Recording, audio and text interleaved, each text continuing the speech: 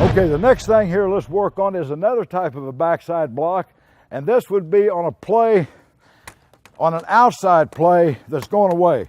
You have to give a lot of time to your backside blocks. We have a tendency to work the front side blocks, maybe neglect the backside blocks a little bit, and if you really start watching film, the plays are being made so often from the guy on the backside. If you can get the backside blocks, you have a great chance to make the play. Now, let me just reiterate one reason here that we like to have this guy having to move diagonally rather than trying to hook him or any of those things. Let's say this ball is coming right here, outside zone. All right, if we can make this guy move diagonally and get him here rather than hooking him right here, if we can get him up to here moving diagonally, then if this ball cuts back, if this guy stretches and the ball cuts back, the back can get up into the line of scrimmage further before making his cut. If we don't get any diagonal movement, if this guy's still on the line of scrimmage, the cuts have to be made quicker, the linebackers stop flowing faster, the play is not as successful. Same thing on the backside. And let's say the ball's coming back here, and we can get this guy here moving diagonally on the backside, and if the ball does cut back, it gives us a little bit of a bubble to run into that would be better to run into than if this guy was just on the line of scrimmage and we were trying to cut him off. Okay, now let's look at this. Let's look at an outside play, and we have a backside tackle in this case. Now keep in mind, techniques are the same for every position. None of them change for any position. But let's say that we have an outside play going out here, and on the backside, we might have what's called an under defense, where we have a three technique, a will linebacker. And these two guys here are responsible for these two guys here. All right?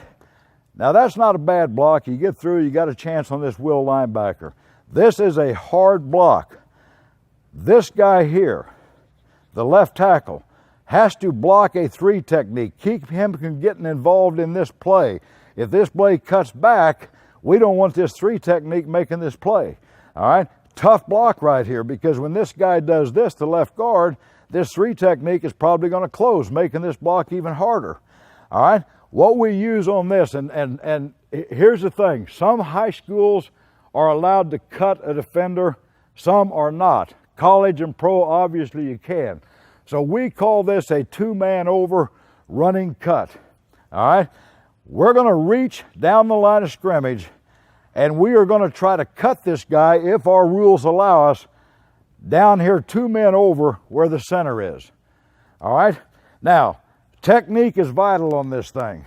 Some of you may be in a shotgun offense where you're up in a two-point stance nearly the whole time. A lot of you in that. A lot of you in that right now, I know, where you're not in a stance. All right. Let's just say that I'm the left tackle right here. Come on up here, Chris, and come up. Sam, stay there. Dash, come here. You go right there. All right. Here's a three technique. There's the linebacker. All righty. Go be a guard right there, Dash. Go be a guard. All right. All right. Now I've got the ball's going away. You're a three technique right there, Chris. You're going to go through on Sam back there. Okay. My job is to come and cut him. All right. Go ahead and go through. All right, he's probably going to close a little bit. Now, I'm trying to reach this guy and get leverage on him on a play going away. How do I do that? Well, a lot of us are taught this. A lot of us are taught to open up and then go.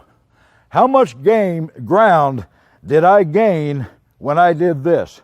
None. In the meantime, he's reacting to the tackle of the guard, and he's going there. So if I can eliminate the first step, and get into the crossover right now, I've got a much better chance of getting to him. All right, so what the technique would be is if you are in a shotgun and in a two-point stance, from this position right here, I would, number one, throw my head and shoulders across the thigh, and secondly, I would pivot on the right foot and run, thus eliminating a step.